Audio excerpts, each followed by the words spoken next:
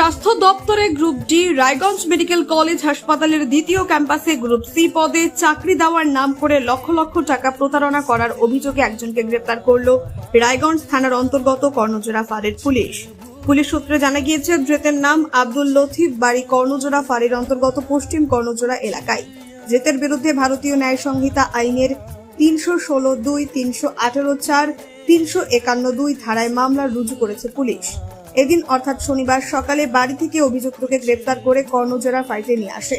Police সূত্রে জানা গিয়েছে, উত্তর দিনাজপুর জেলার গোয়ালপুকুর থানার শোলপাড়ার বাসিন্দা আব্দুল গফরের কাছ থেকে 3 লক্ষ টাকা স্বাস্থ্য দপ্তরের চাকরি দেওয়ার নাম করে নেয় অভিযুক্ত আব্দুল লতিফ।